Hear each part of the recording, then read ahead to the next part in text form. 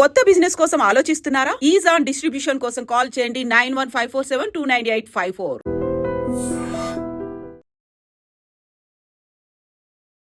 ఈడీని తమ జేబు సంస్థల్లాగా మార్చుకుంది అనేటువంటి నినాదంతో నిరసనలు కూడా జరుగుతున్నాయి. యాక్చువల్గా నేషనల్ హెరాల్డ్ కేస్ అంటే ఏంటి, అందులో నిజంగానే సోనియా గాంధీకి రాహుల్ గాంధీకి భారీ ఊరటే లభించిందా? కొన్నేళ్ల నుంచి మనం వింటూ వస్తున్నాం, స్వతంత్రానికి ముందు స్టార్ట్ అయినటువంటి నేషనల్ హెరాల్డ్ కేసు. నిజంగా కోర్టు ఏం చెప్పింది, ఊరట లభించింది అనుకుంటే ఈడీ నెక్స్ట్ ఏం చేయబోతుంది? మనం ముందు నేషనల్ హెరాల్డ్ అని ఎక్కడ మొదలైందని, ఎందుకంటే షేర్ హోల్డర్ స్ట్రక్చర్ చూసుకుంటేనే మనకి కేసు గురించి తెలుసు. 1937 జవహర్లాల్ నెహ్రూ ఒక న్యూస్ పేపర్ స్టార్ట్ చేశారు, నేషనల్ హెరాల్డ్. ఈ పేపర్ బాగానే నడిచింది, కానీ 2010 వచ్చేదాకా కాంపిటీషన్తో actually after independence it started going down. అంటే క్వాలిటీ బాగా లేకుండే, ప్రొఫెషనల్ రిపోర్టింగ్, కాంపిటీషన్ పెరిగింది. ప్రొఫెషనల్ రిపోర్టింగ్ కాదు, you are a mouthpiece of a party. నడిమిట్లో ఇన్కమ్ ట్యాక్స్ డిపార్ట్మెంట్ ఇంకో కేసు మొదలు పెట్టారు. మీరు 190 కోట్లు సంపాదించారు కదా, ట్యాక్స్ పే చేయలేదే అన్నారు. రాహుల్ గాంధీ అన్నాడు, నా శాలరీ, నా ఇన్కమ్ ట్యాక్స్, ఆయన ఇన్కమ్ ట్యాక్స్ రిటర్న్ చూపిస్తే 19 లక్షలు 20 లక్షలు ఉంది అంతే ఆయన రెవెన్యూ, ఆయన ఎర్నింగ్. 190 కోట్లు ఎక్కడ పోయింది?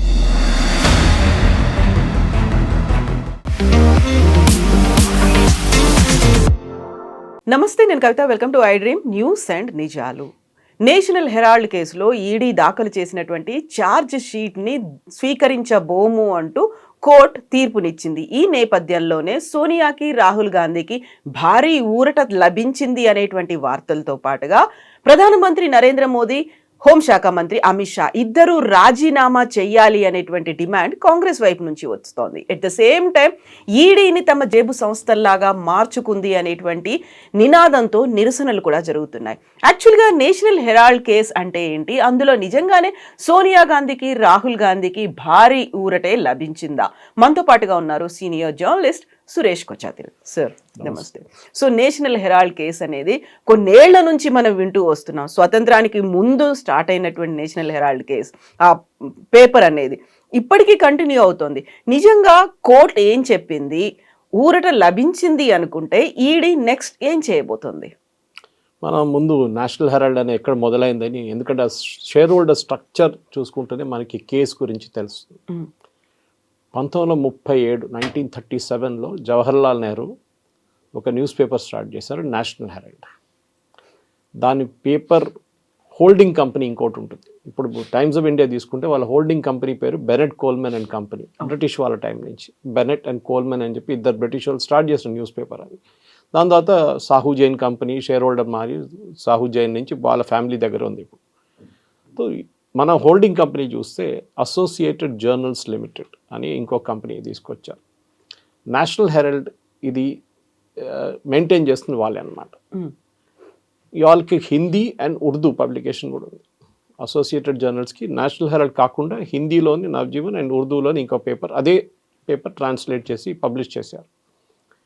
ఆ టైంలో ఫ్రీడమ్ మూమెంట్ టైంలో జవహర్లాల్ నెహ్రూ గారు ఇది షేర్ హోల్డర్ వాల్యూ టోటల్ 5,000 రూపాయలు పెట్టి స్టార్ట్ చేశారు. ఆ టైంలో 5,000 మంది ఫ్రీడమ్ ఫైటర్స్ జాయిన్ అయ్యారు దీంట్లో కూడా. బహుశా వాళ్ళందరూ ₹1 ఇచ్చి ఉంటారు నోషనల్ వాల్యూ. దాంట్లో శాంతిభూషణ్ గారు, ఫేమస్ లాయర్ ప్రశాంత్ భూషణ్ వాళ్ళ father, former judge of supreme court Markandeya Katju, వీళ్ళ పేరెంట్స్ అందరూ వాళ్ళు కూడా షేర్ హోల్డర్స్గా ఉన్నారనమాట. ఈ పేపర్ బాగానే నడిచింది, కానీ 2010 వచ్చేదాకా కాంపిటీషన్తో actually after independence it started going down. అంటే క్వాలిటీ బాగా లేకుండే, ప్రొఫెషనల్ రిపోర్టింగ్, కాంపిటీషన్ పెరిగింది. ప్రొఫెషనల్ రిపోర్టింగ్ కాదు, you are a mouthpiece of a party. మీరు దాంట్లో కాంగ్రెస్ని క్రిటిసైజ్ చేయలేరు కదా, మీ అలైస్ని క్రిటిసైజ్ చేయలేరు, మీ ప్రధానమంత్రిని క్రిటిసైజ్ చేయలేరు. సో అట్లాంటి న్యూస్ పేపర్ ఎట్లా నడిపిస్తారు మీరు? ఎన్ని రోజులు మీ పార్టీ వాళ్ళు చదువుతారు? ఇప్పుడు కేరళలో ఒక న్యూస్ పేపర్ ఉంది, దేశాభిమాని, బిలాంగ్స్ టు సిపిఎం ఒఫిషియల్లీ. అట్లనే వీళ్ళ ఆర్ఎస్ఎస్కి ఒక పబ్లికేషన్ ఉంది అక్కడ కేరళలో, ఒక న్యూస్ పేపర్ ఉంది. అట్లా చాలా న్యూస్ పేపర్స్ ఉంటుంది, జన్మభూమి అని చెప్పి వాళ్ళ న్యూస్ పేపర్ పేరు. అట్లనే అక్కడ జమైతే ఇస్లామీ ముస్లిం లీగ్ ఇంకొక న్యూస్ పేపర్ ఉంది. క్రిస్టియన్ పార్టీస్కి అక్కడ న్యూస్ పేపర్ ఉంది. బహుశా మన దగ్గరే అనుకుంటాను పార్టీకి ఒఫిషియల్ న్యూస్ పేపర్ లేదు ఇక్కడ. సరే, సో ఇది బాగానే నడిచింది. ఆఫ్టర్ ఫ్రీడమ్ మూమెంట్ కొంచెం వీక్ అయింది. దాని తర్వాత 2010 వచ్చేదాకా ఈ న్యూస్ పేపర్ క్లోజ్ అయిపోయింది. ఈ న్యూస్ పేపర్ ఎప్పుడు సెటప్ చేస్తున్నప్పుడు మీకు గుర్తుంది, ఢిల్లీలో బారాఖంబా రోడ్ అని ఒక రోడ్ ఉంది. అక్కడ మీరు చూస్తారు హిందుస్థాన్ టైమ్స్ వాళ్ళ పెద్ద బిల్డింగ్ ఒకటి, చాలా మటుకు పబ్లికేషన్స్ ఆ రోడ్లో ఉంటారు. అది కాకుండా మిగతా ఏరియాస్లో కూడా. ఆ టైంలో గవర్నమెంట్ ఏం చేసాయంటే న్యూస్ పేపర్స్కి, ఆ టైంలో టెలివిజన్ లేకుండే కదా, ఛానల్ లేకుండే, న్యూస్ పేపర్స్కి ల్యాండ్ సబ్సిడైజ్ రేట్లో ఇచ్చి, సబ్సిడైజ్ అంటే ఆల్మోస్ట్ ఫ్రీ రేట్లో ఇచ్చి, మీరు ఇక్కడి నుంచి నడిపించుకోండి, ఎందుకంటే మీకు ఏదైనా ఏరియా కావాలి కదా ప్రింటింగ్ ప్రెస్ పెట్టడానికి, అన్నిటికీ మీకు ప్లేస్ కావాలి వస్తుంది. అట్లనే ల్యాండ్ ఇచ్చారు. ఈ నేషనల్ హెరాల్డ్ అనే పేపర్, అసోసియేటెడ్ జర్నల్స్ వాళ్ళు ఈ ల్యాండ్ అంతా అక్వైర్ చేసుకొని పెద్ద పెద్ద బిల్డింగ్లు కట్టుకున్నారు. ఫర్ ఎగ్జాంపుల్ ఇప్పుడు వాళ్ళ దగ్గర ఉన్న ఢిల్లీ బిల్డింగ్లో పేపర్ లేదు, ఇప్పుడు బంద్ అయిపోయింది, 2010లో బంద్ అయిపోయింది. కానీ దాంట్లో పాస్పోర్ట్ ఆఫీస్ ఉంది, దాంట్లో మిగతా బ్యాంక్ వాళ్ళకు అద్దెకి ఇచ్చారు. Other commercial activity which is prohibited. మీకు ల్యాండ్ ఎందుకు ఇచ్చారు? న్యూస్ పేపర్ నడిపేయడానికి ఇచ్చారు. న్యూస్ పేపర్ బంద్ అయిపోయినా మీరు ఏం చేయాలండే? బిల్డింగే బంద్ చేసి పడేయాలండే కాదు. ఆ బిల్డింగ్ నుంచి రెంట్ తీసుకొని కోట్లు రెంట్ వస్తున్నాయి, అది ఎవరికి పోతుంది ఎవరికి తెలియదు. అక్కడికి వస్తున్నాం మనం. 2010లో వీళ్ళు ఏం చేశారంటే, ఈ అసోసియేటెడ్ జర్నల్స్ వాళ్ళు, మా దగ్గర డబ్బులు లేవు, 90 కోట్లు మాకు అప్పు వచ్చింది, ఇన్ని సంవత్సరాల ఎంప్లాయీస్ పిఎఫ్ గ్రాట్యుటీ అన్నీ కట్టి, శాలరీలు అన్నీ పాత శాలరీలు, అది కాకుండా చాలా మటుకు ట్యాక్సెస్ అన్ని కట్టడానికి వచ్చింది, మాకు 90,000 అప్పు వచ్చింది. మాకు పార్టీ దగ్గర నుంచి అప్పు తీసుకున్నారు. ఇది కాంగ్రెస్ పార్టీ నుంచి నేషనల్ హెరాల్డ్, అదే కాంగ్రెస్ పార్టీ నేషనల్ హెరాల్డ్కి 90 కోట్లు ఈ అప్పు తీసుకోవడానికి డబ్బులు ఇచ్చారు. ఒక పొలిటికల్ పార్టీ రూల్ అంటే సెటప్ చేసిన రూల్ ఒకటి ఉంటుంది, మీ దగ్గర ఉన్న ఫండ్స్ మీ పార్టీ కోసం వాడుకోవచ్చు, మిగతా ఏ థర్డ్ పార్టీకి మీరు ఈ ఫండ్స్ ట్రాన్స్ఫర్ చేయలేరు. చాలా స్ట్రిక్ట్. అక్కడే ఫస్ట్ వైలేషన్ జరిగింది. కాంగ్రెస్ ఏమంటున్నారంటే అది మాదే పేపర్ కదా, మేమే దానికి అప్పులు ఇచ్చాం, ద ప్రాబ్లమ్ ఉంది, it is not allowed as per law. అదే టైంలో ఈ 2010 తర్వాత యంగ్ ఇండియన్ అని చెప్పి ఒక కంపెనీ సెటప్ చేశారు. యంగ్ ఇండియన్లో 76% share holding Sonia Gandhi and Rahul Gandhi, మిగతా share holding Suman Dubey, very close to Sonia Gandhi, Sam Pitroda, Oscar Fernandes and Motilal Vora. Oscar Fernandes and Motilal Vora ఇప్పుడు లేరు, చనిపోయారు. వీళ్ళిద్దరు ఇంకా ఉన్నారు. మిగతా షేర్ వాళ్ళ దగ్గర ఉందన్నమాట. కానీ మీకు గుర్తుండే కవిత గారు, మొదలైనప్పుడు 5,000 షేర్ హోల్డర్స్ ఉండే కదా.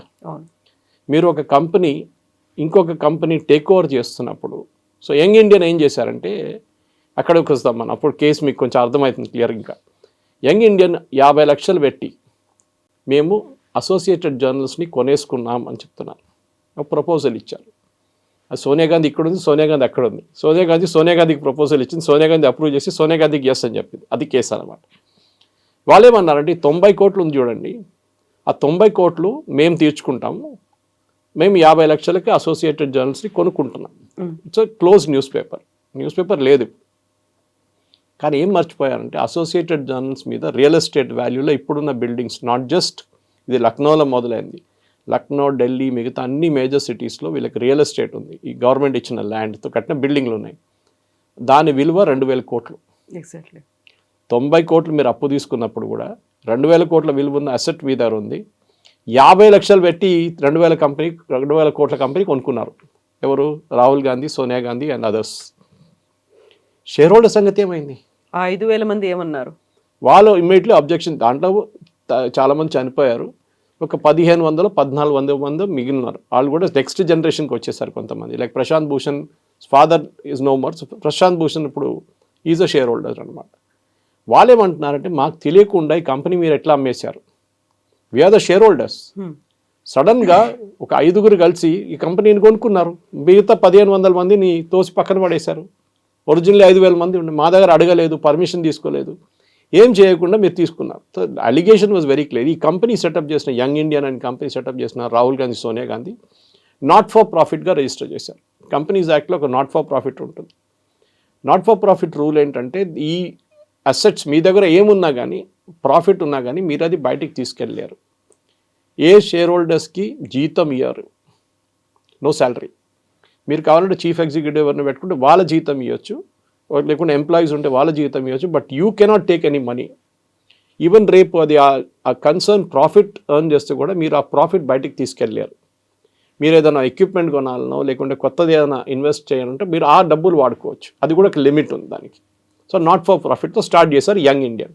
సో మన దగ్గర ఏముంది స్టార్టింగ్లో నేషనల్ హెరాల్డ్ న్యూస్ పేపర్ 1937, వాళ్ళ హోల్డింగ్ కంపెనీ అసోసియేటెడ్ జర్నల్స్, ఇటువైపు యంగ్ ఇండియన్ అని ఒక కంపెనీ, సోనియా రాహుల్ గాంధీ వాళ్ళ కంపెనీ 76% వాళ్ళ మెజారిటీ షేర్ హోల్డర్స్, వాళ్ళు అసోసియేటెడ్ జర్నల్స్ని కొనుక్కున్నారు. 50 లక్షలు పెట్టి 2000 కోట్ల కంపెనీని కొనుక్కున్నారు. ఏం చెప్పి కొనుక్కున్నారు?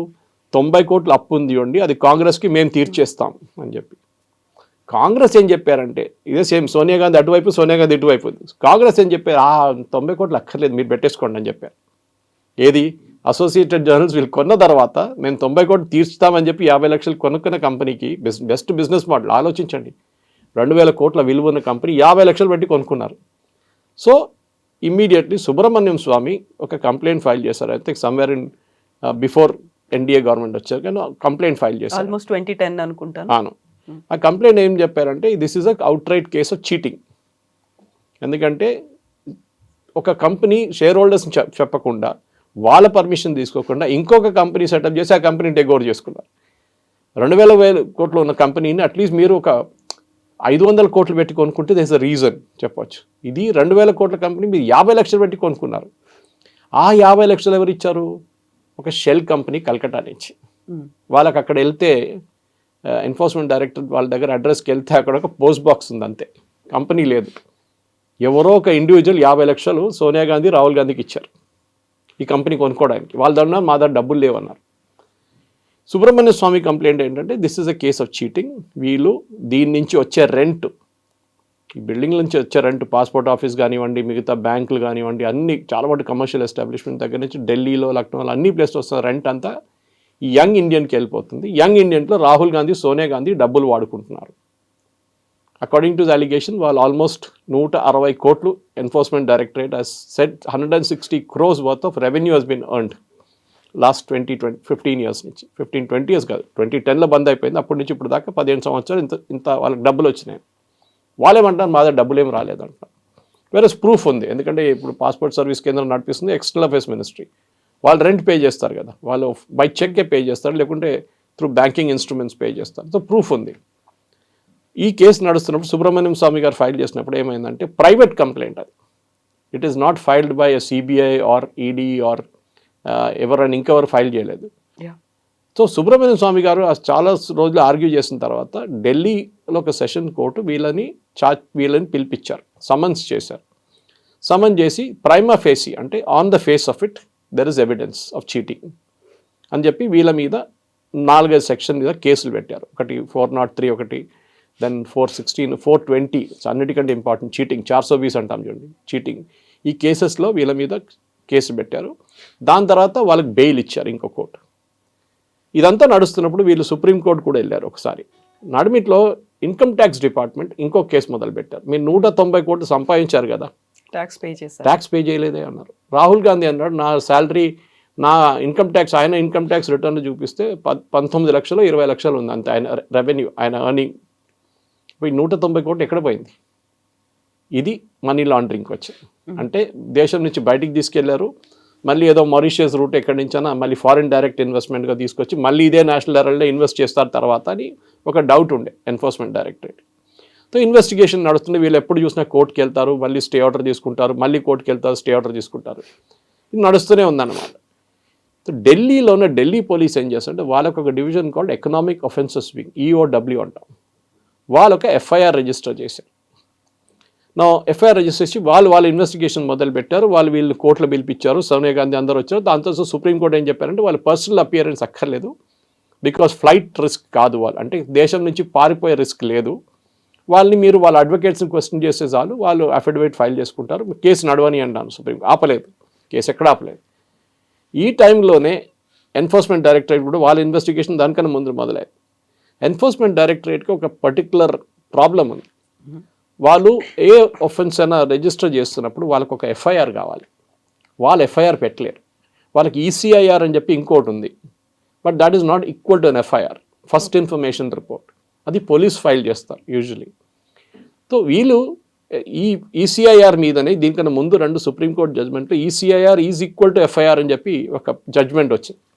దాన్ని బట్టి వీళ్ళు చాలా కేసులు రిజిస్టర్ చేస్తున్నారు అట్లా. కానీ ఇప్పుడు కూడా ఈడీకి టెక్నికలీ ఇన్వెస్టిగేట్ చేయాలని, ఫర్ ఎగ్జాంపుల్ పినరాయి విజయన్ కేసులో గోల్డ్ స్మగ్లింగ్ వాళ్ళ కూతురు లంచం తీసుకుందని చెప్పి ఒక కంపెనీ నుంచి వాకా కేసు ఉంది. దానికి అన్నిటికీ ఎఫ్ఐఆర్ ఇంకొక సిబిఐ రిజిస్టర్ చేస్తే ఆ సిబిఐ ఎఫ్ఐఆర్ మీద ఈడీ ఇన్వెస్టిగేషన్ మొదలుపెట్టారు. ఇప్పుడు జరిగింది అదే. ఇప్పుడు ఇది కోర్టుకు వచ్చినప్పుడు మొన్న జరిగిన ఇన్వెస్టిగేషన్లో జరిగిన ప్రొసీడింగ్స్లో కోర్టు ఏమన్నారంటే ఈడీకి మీ దగ్గర ఎఫ్ఐఆర్ లేదు, మీరు ఎట్లా మొదలు పెట్టారు investigation? So you cannot do that, but you can investigate using the Delhi police economic offences wing register చేసిన ఎఫ్ఐఆర్ తీసుకొని దాని నుంచి మీరు కేసు నడిపించుకోండి. It's a technicality. ఆల్రెడీ వాళ్ళు మూవ్ అయ్యారు, ఢిల్లీ పోలీస్ ఎఫ్ఐఆర్ తీసుకొని స్టార్ట్ చేసేస్తున్నారు, మళ్ళీ ఇంకో వారంలో స్టార్ట్ అవుతుంది. సో కాంగ్రెస్ వాళ్ళు మన దగ్గర ఉన్న పబ్లిక్ ఎట్లా అనుకుంటారంటే కేసు అయిపోయిందని. ఒరిజినల్ కేసు అక్కడే పడింది. యాక్చువల్గా ఇప్పుడు వినిపిస్తోంది కూడా ఒక భారీ ఊరట అనేది, చాలా బిగ్ రిలీఫ్ అనేది వచ్చింది అనేది. సో ఈడీ చెప్పిందని, ఈడీ ఒక ఛార్జ్ షీట్ ఫైల్ చెయ్యలేదు దాన్ని బేస్ చేసుకొని, ఎందుకంటే అది ఒక ప్రైవేట్ కేసు కాబట్టి, ఒక ఇండివిజువల్ ఫైల్ చేశాడు కాబట్టి. దెన్ వాట్ అబౌట్ ఈడీఏ పెట్టినటువంటి కొన్ని కేసులు ఉన్నాయి. కరెక్ట్. సో ఈడీ ఏం చేశారంటే, ఈడీ ఏం చూస్తారు, మనీ లాండరింగ్ చూస్తారు. ఎన్ఫోర్స్మెంట్ డైరెక్టరేట్ రోల్ ఏంటంటే, మీరు దేశం బయట తీసుకెళ్ళి డబ్బులు ఎక్కడైనా హవాలాలో ఇన్వెస్ట్ చేశారా, రిటర్న్ తీసుకొచ్చారా, అక్కడ అసెట్స్లో ఇన్వెస్ట్ చేశారా, అది ఈడీ చూస్తారు. దానికి సిబిఐకి పవర్ లేదు. CBI is with in the country. దానికోసం చూడండి, ఇంటర్ స్టేట్ క్రైమ్ జరిగినప్పుడు మన ఫర్ ఎగ్జాంపుల్ ఈ డిజిటల్ అరెస్ట్ అంతా చూడండి, అది యూజువల్లీ ఇంకొక స్టేట్లో రాజస్థాన్లో కూడా కూర్చొని చేస్తున్నప్పుడు ఇక్కడున్న పోలీసులు అక్కడికి వెళ్ళాల్సి వస్తుంది, వాళ్ళ దగ్గర హెల్ప్ తీసుకోవాల్సి వస్తుంది, అక్కడ రాజస్థాన్ పోలీస్ దగ్గర. అక్కడ తర్వాత రిమాండ్ ఒక వారెంట్ తీసుకోవాల్సి వస్తుంది, ట్రాన్సిట్ వారెంట్ ఒకటి, వాళ్ళు ఇక్కడ తీసుకురావాల్సి వస్తుంది. పెద్ద హెడేక్ అది. సో దానికోసం రీసెంట్లీ సుప్రీంకోర్టు ఏం చెప్పారంటే, ఇదంతా ఈ డిజిటల్ అరెస్ట్, ఈ స్కామ్లు అన్నీ సిబిఐకి అప్పగిచ్చేస్తాం. Then there is no problem, across the country they can investigate. కానీ సిబిఐకి కూడా కొన్ని బ్లాక్స్ ఉన్నాయి. ఫర్ ఎగ్జాంపుల్ తెలంగాణ, మన తమిళనాడు ఇట్లాంటి స్టేట్స్లో, కేరళ సిబిఐని రానియట్లేదు వాళ్ళు. అది ఎందుకంటే సిబిఐ సెటప్ చేసింది Delhi police special establishment act అని ఒక యాక్ట్. అది మార్చబోతుంది నెక్స్ట్ పార్లమెంట్ సెషన్లో, అది మార్చేస్తారు. ఆ టైంలో CBI was based in Delhi. So Delhi police act కింద క్రియేట్ చేసిన ఒక organisation. So Kerala and Tamil Nadu ఏమంటారంటే ఇది పొలిటికల్ విచ్ అంటే ఇది. సో ఢిల్లీలో ఉన్న పోలీసు ఎందుకు మా దగ్గరికి ఎందుకు రావాలని చెప్పి, కానీ case to case basis. For example Revanth Reddy గారు ఇప్పుడు ఫార్ములా కార్ గురించి సిబిఐ ఇది పర్మిషన్ ఇచ్చారు, F3 రేస్. సో ఈ he's given a permission, case to case ఇస్తున్నారు. సో ఈ కేసులో చాలా క్లియర్ కేసు ఏంటంటే, వీళ్ళ ఖజాంచీలు, వీళ్ళంతా ఖజాంచీలు అంటే వీళ్ళ కీస్ వాళ్ళ దగ్గర ఉంది. ఎవరి దగ్గర? సుమన్ దుబే, శామ్ పిట్రోడా, మోతీలాల్ వోరా, ఆస్కర్ ఫెర్నాండెస్. వీళ్ళు నలుగురు సోనియా గాంధీ అకౌంట్స్ కంప్లీట్గా మెయింటైన్ చేస్తారు, అబ్రాడ్ ఉన్న అకౌంట్స్. మన దేశంలో ఉన్న లీగల్ అకౌంట్ కాదు, ఇల్లీగల్ అకౌంట్స్ అక్కడ ఉన్న అకౌంట్స్ ఎప్పటి నుంచో మెయింటైన్ చేసుకొస్తాం. బోఫోర్స్ నుంచి స్టార్ట్ అవుతుంది. సోనియా గాంధీ క్లోజ్ కజిన్ అని చెప్పవచ్చు, close relative was Ottavio Quattrocchi. ఆ టైంలో ఇందిరాగాంధీ టైం నుంచి ఒటావియో క్వాట్రాచికి ప్రైమ్ మినిస్టర్స్ హౌస్లో open access. Is an Italian, connect the dots. ఆయన అన్ని డీల్స్లో 10% తీసుకుంటాడు, ఎవరైనా కానీ. ఆ టైంలో స్నామ్ ప్రొగెటీ అని చెప్పి పెద్దగా ఫర్టిలైజర్ కంపెనీ వాళ్ళు వచ్చినప్పుడు కూడా వాళ్ళ దగ్గర నుంచి కూడా 10% లంచం. బోఫోర్స్ కేసులో కూడా 10% లంచం. ఆగస్టా వెస్ట్ ల్యాండ్ లాస్ట్ జరిగిన దాంట్లో అక్కడక్కడ లంచం. ప్రతి డీల్లో 10% ఒటావియో క్వాట్రాచి నుంచే రూట్ చేస్తారు. ఆయన ఏమో ఇప్పుడు ఇక్కడ లాస్ట్లో మనకు తెలిసిందే, ఒటావియో క్వాట్రాచి అకౌంట్ సీల్ చేశారు, ఆయన మలేషియాకి పారిపోయారు. మన దగ్గర కావాలని చెప్పి ఆ రోజు మన్మోహన్ సింగ్ గవర్నమెంట్ ఆయన్ని వెళ్ళనిచ్చారు కంట్రీ నుంచి, పారిపోయాడు. దాని తర్వాత రాలేదు, దాన్ని హీ పాస్డ్ అవే ఆఫ్టర్. ఆ టైంలోనే ఒటావియో క్వాట్రాచి అకౌంట్లో 30 కోట్లు ఉన్నప్పుడు మన్మోహన్ సింగ్ గవర్నమెంట్ ఆ ఒటావియో క్వాట్రాచి అకౌంట్ని డీఫ్రీజ్ చేశారు కాంగ్రెస్ హయాంలో. It can be Narasimha Rao to Manmohan Singh. Defreeze చేసి 30 కోట్లు రాత్రికి రాత్రి వితిన్ 5 minutes దట్ అకౌంట్ నుంచి 30 కోట్లు పోయినాయి. బై ద టైం మన వాళ్ళు కోర్టుకి వెళ్ళేదాకా, స్టాప్ చేసేదాకా అమౌంట్ వెళ్ళిపోయింది. So entire thing was planned by the Congress party. వీళ్ళది మెయిన్ కమిషన్ బేసిస్ అని నడుస్తుంది అన్ని. అది వారన్ ఆండర్సన్ కేసు మనకు తెలుసు, Bhopal gas disaster, union carbide, అక్కడ కూడా చాలా పెద్ద లంచాలు ఇచ్చారని చెప్తున్నారు. అన్ని అబ్రాడ్ అవుతుంది పేమెంట్స్. వీళ్ళు ఈ 5 ఈ అకౌంట్స్ అంతా మెయింటైన్ చేసుకుంటారు. 2 పోయారు, దాంట్లో 2 మిగిలారు. ఇప్పుడు ఏం చేస్తారు? సుమన్ దుబేని ఎందుకు ఇంటికి వాళ్ళ ఫ్యామిలీ క్లోజ్గా పెట్టుకుంటారు, శామ్ పిట్రోడా ఎందుకు పెట్టుకుంటారు? This is the reason why it is. So all the 4 have been charge sheeted along with Sonia and Rahul Gandhi in this case. దాంట్లో 2 పోయారు, ఇంకా 2 ఉన్నప్పుడు 4 టోటల్ అక్యూస్డ్. కేసు ఎక్కడికి పోలేదు, కేసు అక్కడే ఉంది, ఎక్కడ ఉంది అక్కడే ఉంది. ఈ అదే సర్ప్రైజ్ అవుతున్నాను. సంబడి లైక్ మల్లికార్జున్ ఖర్గే, ఆయనకి ఇంత తెలియదా? It is a technicality. ఏం చెప్పారు court? That ED cannot use a private complaint, Subramanian Swamy complaint మీద ఎఫ్ఐఆర్ లేకుండా వాళ్ళు ఇన్వెస్టిగేషన్ మొదలు పెట్టలేరు. బట్ ఈడీ ఆర్గ్యూడ్ దట్ మా ఈసీఐఆర్ ఉంది మా దగ్గర, supreme court has said that it is equal to an FIR, that is good enough. No, that is not good enough, మీరు ఢిల్లీ పోలీస్ ఈఓడబ్ల్యూ ఉంది అది వాడుకోండి అని చెప్పారు. వాళ్ళే రూట్ సజెస్ట్ చేసి ఇచ్చారు, that you use that route and you continue your investigation. నిన్న ఇంకొక ఇంట్రెస్టింగ్ థింగ్ జరిగింది. ఇదే సెషన్ కోర్టులో కేసు నడుస్తుంది, ఇప్పుడు ఇంకా కేసు నడుస్తుంది. వీళ్ళు అయిపోయారు అని చెప్పిన కేసు నడుస్తుంది. దాంట్లో ఈ సోనియా అండ్ రాహుల్ వచ్చి along with Suman Dubey and Sam Pitroda వాళ్ళ అడ్వకేట్స్ త్రూ ఒక అఫిడవిట్ ఫైల్ చేశారు. మా ఎఫ్ఐఆర్ కాపీ కావాలి. వీళ్ళు ఏమన్నారు, ఎఫ్ఐఆర్ ఢిల్లీ పోలీస్ రిజిస్టర్ చేసిన ఎకనామిక్ అఫెన్స్ వింగ్ ఎఫ్ఐఆర్ వీళ్ళు చూడలేదు ఇప్పుడు దాకా. వీళ్ళు lawyers they missed it totally. ఈడీకి చెప్పినప్పుడు వీళ్ళకి గుర్తొచ్చినారే అక్కడ ఒక ఎఫ్ఐఆర్ పడింది అక్కడ అని చెప్పేసి. ఎఫ్ఐఆర్ అంటే బేసిక్లీ అంటే మిమ్మల్ని ఏ సెక్షన్స్ కింద ఛార్జ్ చేశారో మీకు తెలిసిపోతుంది. ఢిల్లీ కోర్ట్ ఏమన్నారంటే నిన్న, no, the copy of the FIR will not be provided to the accused, they are not innocent, accused అని నిన్న ఒక నిర్ణయం ఇచ్చారు. Now it's 48 hours since then వీళ్ళు ఎవ్వరు మాట్లాడలేదు కాంగ్రెస్ వైపు నుంచి. ఎఫ్ఐఆర్ కాపీ దొరకకుండా వీళ్ళు ఏం ఆర్గ్యూ చేస్తారు? That is the beauty of this case. వీళ్ళు గెస్ట్ చేయాల్సి వచ్చింది ఏం సెక్షన్ కింద. ఓల్డ్ సెక్షన్ చూసుకుంటారు, 403, 416, 420 అన్నీ చూసుకుని దాని మీద వీళ్ళు ఆర్గ్యూ చేయడం మొదలు పెడతారు. Case still going on. ఇప్పుడు సుబ్రహ్మణ్యం స్వామి ప్రైవేట్ కంప్లైంట్ నుంచి ఢిల్లీ పోలీస్ ఒఫిషియల్ కేసుకు వచ్చేసింది అనమాట. ఇన్ని రోజులు సుబ్రహ్మణ్యం స్వామి కంప్లైంట్ ఏం చేశారంటే, నా పిటిషన్ మీద వీళ్ళు యాక్షన్ తీసుకుంటలేరు, అమిత్ షాకి సోనియా గాంధీకి ఏదో డీల్ ఉంది అని చెప్పి ఒక అలిగేషన్ చేశారు. దాని తర్వాతనే ఆయనకి రాజ్యసభ సెకండ్ టైం ఇవ్వలేదు రాజ్యసభ నామినేషన్. దాని తర్వాత ఆయన ఒక రిబెల్గా అయిపోయాడు. మోదీ గారి మీద ఏదో ఆరోపణలు చేస్తుంటారు, అమిత్ షా మీద ఆరోపణలు చేస్తుంటారు. ఆయనకు రాజ్యసభ రాలేదు, ఆ కోపం ఉంది ఆయనకి. అండ్ ఇది 89 or something నా, హీస్ బెటర్ రిటైర్. ఆయన రిటైర్ అయిపోయి ఇంట్లో కూర్చొని టీవీ చూసుకుంటే మంచిగా ఉంటుంది ఆయన కోసం. End of the day National Herald case is a big scam, మన అందరు తెలుసు. ఇట్లాంటి బిజినెస్ మోడల్ అదానీ అంబానీ కూడా ఆలోచించలేరు. 50 లక్షలు పెట్టి 2,000 కోట్ల కంపెనీ కొనడం అంటే తమాషా కాదు. షేర్ హోల్డర్స్ని చీట్ చేశారు, దానికోసం cheating case 420. Because original share holders 5,000 మంది పోయి 1,500 మంది తగ్గారు, 14,000 అంత 30 మంది ఉన్నారు. వాళ్ళని ఇన్ఫార్మ్ చేయకుండా మీరు కొత్త కంపెనీ సెటప్ చేసి ఈ కంపెనీ అసెట్స్ మొత్తం టేక్ ఓవర్ చేసుకున్నారు. కాంగ్రెస్ పార్టీ మీద కేసు ఉంది, that you use 90 crores from your party funds to pay somebody, pay associated journals. ఆ అసోసియేటెడ్ జర్నల్స్ని ఇక్కడ ఇటువైపు మీరే ఇచ్చారు డబ్బులు. Sonia Gandhi approved 90 crores to be paid to AJL. తర్వాత ఇదే సోనియా గాంధీ వచ్చి అదే కంపెనీ కొనుక్కుంది. ఆలోచించండి, ఇటువైపు సోనియా గాంధీ, అటువైపు Sonia Gandhi. How can it be? It's conflict of interest అంటారు దాంట్లో. First of all related third party transaction జరగకూడదు, బిగ్ అఫెన్స్ అంటారు కంపెనీస్ యాక్ట్. ఇంకా అది రాబోతుంది, అది సెపరేట్ ఇంకో కేసు ఉంది. కంపెనీస్ యాక్ట్ కింద ఇప్పుడు వీళ్ళందరూ అక్కడే రిజిస్టర్ చేశారు. కంపెనీస్ యాక్ట్ కింద ఇప్పుడు కేసులు వస్తే అది ఎకనామిక్ అఫెన్సెస్ వింగ్ కింద మళ్ళీ ఈడీ లేకుంటే సిబిఐకి అప్పగిస్తారు. అది ఆ కేసు నెక్స్ట్ వస్తుంది, నెక్స్ట్ ఇన్ లైన్ అది ఉందన్నమాట. సో ఇప్పుడు బీజేపీ అండ్ కాంగ్రెస్ ఇద్దరు కూడా తూతూ మేమే కైండ్ ఆఫ్ ఈ ఆర్గ్యుమెంట్స్ అనేవి కంటిన్యూ అవుతున్నాయి. బట్ వాట్ అబౌట్ ఆ 5,000 మంది షేర్ హోల్డర్స్ ఉన్నారు, అందులో కీలకమైనటువంటి శాంతి భూషణ్ కుమారుడు ప్రశాంత్ భూషణ్ ఒక లీడింగ్ అడ్వకేట్. ఆయన ఏం చెప్తున్నారు అంటే, ఆయన ఇప్పుడు గతంలో ఒక ఆప్లో ఉన్నారు, ఆ తర్వాత బయటకు వచ్చారు, ఇండివిజువల్గా ఉన్నారు. ఆయన చెప్పేది ఏంటి, అసలు లీగల్గా ఇది అవుతుందా కాదా, నిలుస్తుందా లేదా అనేది? ప్రశాంత్ భూషణ్ ఇప్పుడు కాంగ్రెస్ వైపు వెళ్ళిపోయారు, దానికోసం ఆయన మాట్లాడలేదు. ఇనిషియల్లీ ప్రశాంత్ భూషణ్ చాలా గొడవ చేశారు, అప్పుడు వాళ్ళ ఫాదర్తో సహా ఆయన బతుకున్నప్పుడు చేశారు. మార్కండే కాజు ఆయన ఇవ్వట్లేదు, ఆయన వెంటబడి ఉన్నారు. ఆయన కొంచెం లూజ్ కేసు మనకు తెలిసింది, అప్పుడప్పుడు లేనిపోయిన కామెంట్లు అని చేస్తారు. అట్లానే ఇంకా చాలామంది ఉన్నారు, 1,400 మంది ఉన్నారు. Some of who passed away, వాళ్ళ సెకండ్ జనరేషన్ థర్డ్ జనరేషన్ దగ్గర ఆ షేర్స్ ఉన్నాయి. ఇప్పుడు కూడా చాలా మంది పొలిటీషియన్స్ ఉన్నారు, అడ్వకేట్స్ ఉన్నారు, అందులో ప్రామినెంట్ పర్సనాలిటీస్ ఉన్నారు.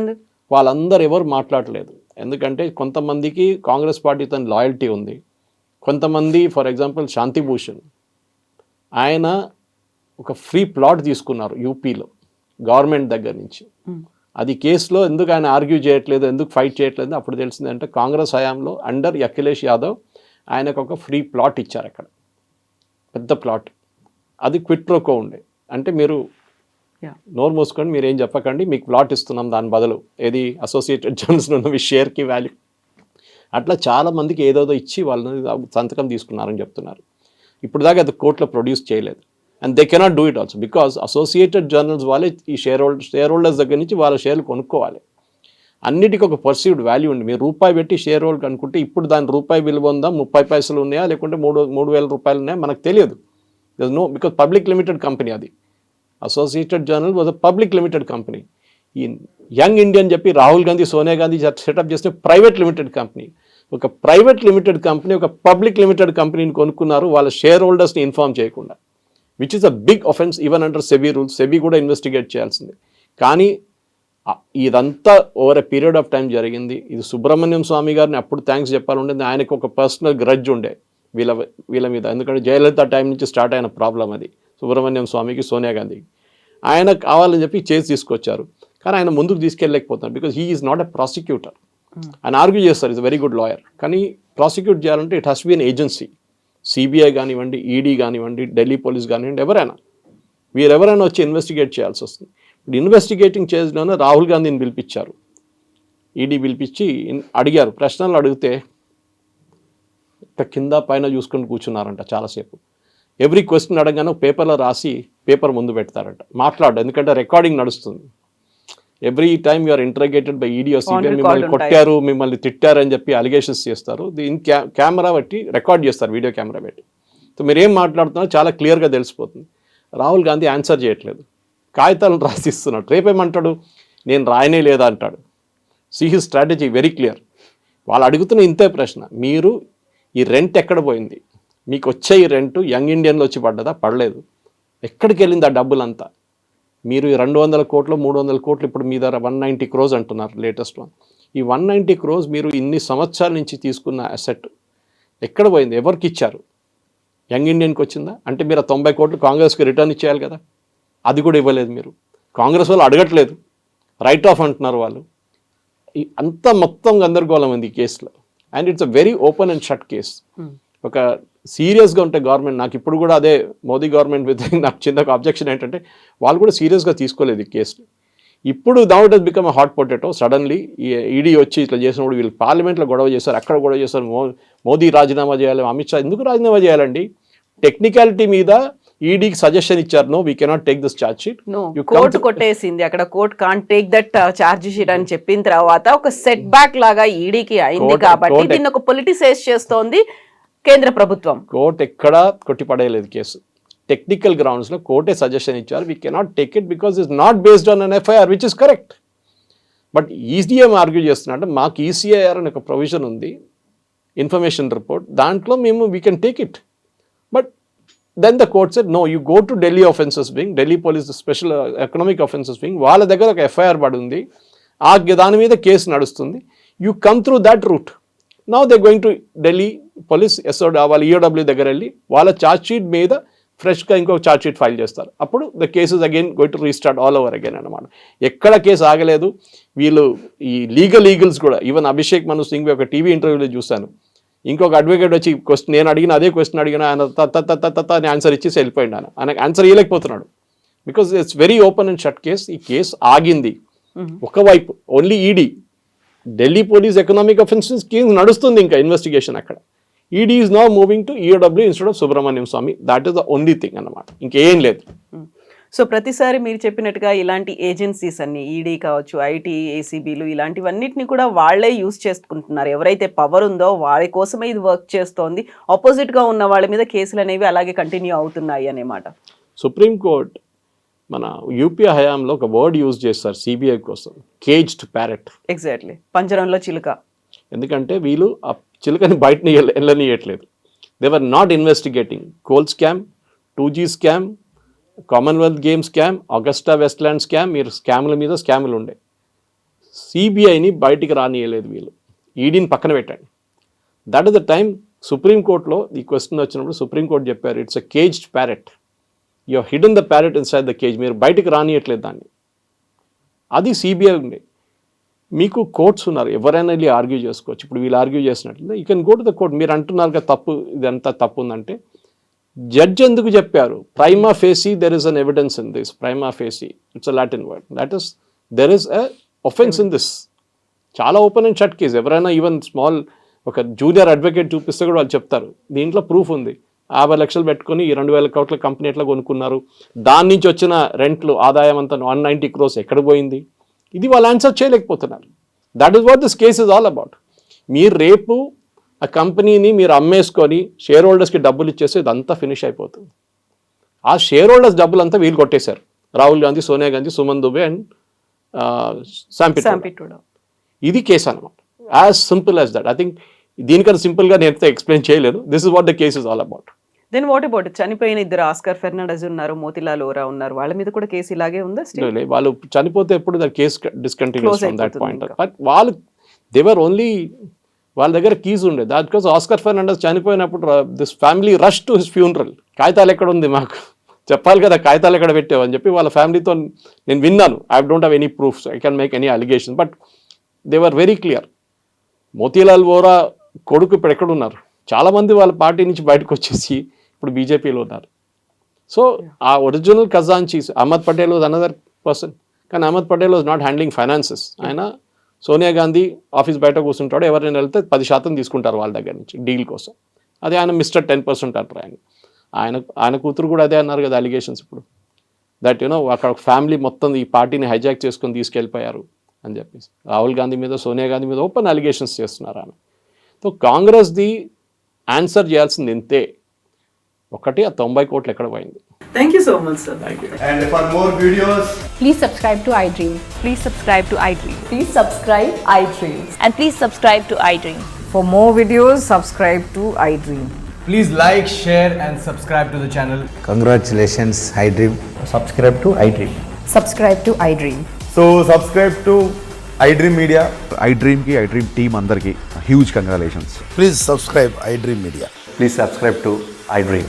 Subscribe iDream. Please subscribe to iDream. iDream అంటే నా కళల ఛానల్ను సబ్స్క్రైబ్ చేసుకున్న నోరు తిరుగుతలేదు, మీరైతే గంట గుర్తు కొట్టండి. For more such videos, please subscribe to iDream. Subscribe to iDream. Please subscribe to iDream. Please subscribe iDream Media. Please do subscribe to iDream. Please subscribe to iDream Media. For best entertainment and information, please subscribe iDream. And don't forget to subscribe to iDream.